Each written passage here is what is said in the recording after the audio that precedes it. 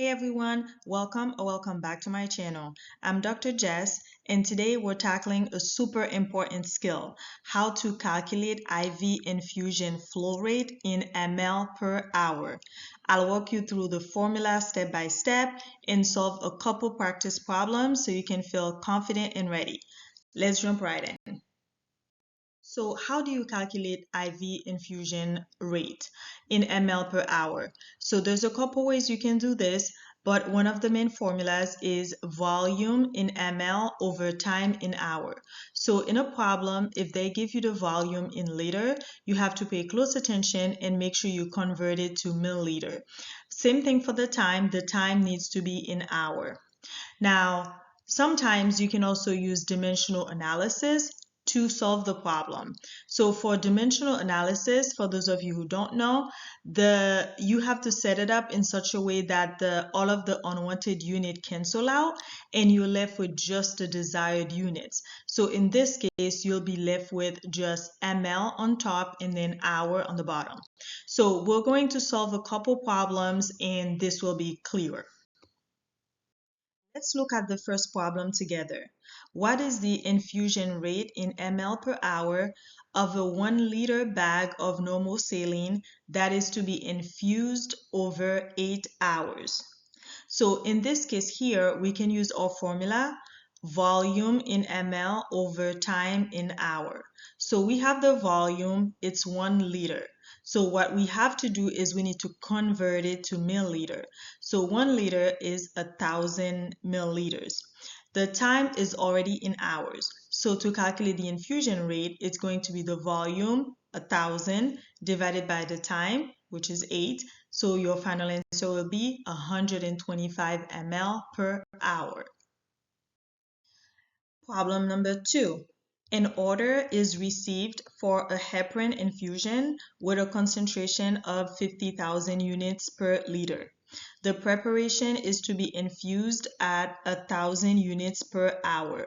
What is the flow rate in ml per hour? This is one problem where it is easier, in my opinion, to solve this using dimensional analysis. Now, you're being asked the flow rate in ml per hour.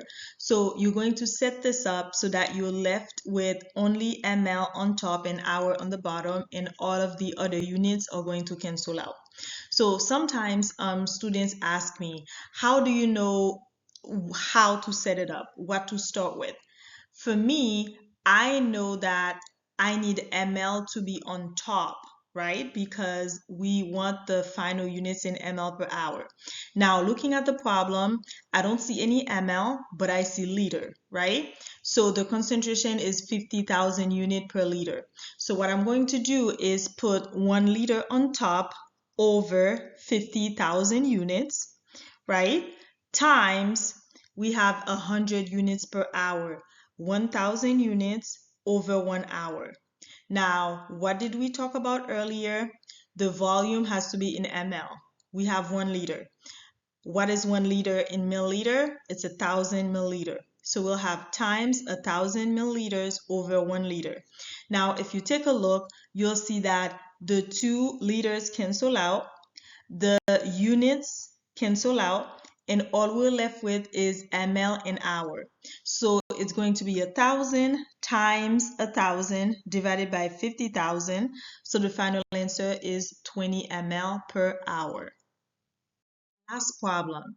A pharmacist adds 20 ml of an electrolyte solution and 35 ml of a multivitamin solution to 1.5 liters of normal saline. If the infusion is to be administered over a period of 5 hours, what is the flow rate in ml per hour? So here we can use the formula. Infusion rate in ml per hour is volume in ml divided by time in hour. So here the volume, the final volume, we have to find the final volume first because we have 20 ml of an electrolyte solution, 35 ml of the multivitamin solution, and then the 1.5 liters of the normal saline. So we have to add them together to find the final volume. So that's 20 ml plus 35 ml plus Pay attention, normal saline is in liter, so we have to convert that to ml. So 1500 ml. So the final volume is 1555 ml. So now we can calculate the infusion rate. So it's volume in ml, 1555, divided by time in hour, it's 5. So the final answer is 311 ml per hour. That's it for today. Please don't forget to like, subscribe, and turn on your notification bell. And don't hesitate to ask any questions you have in the comment section below. I'll see you in the next one. Bye.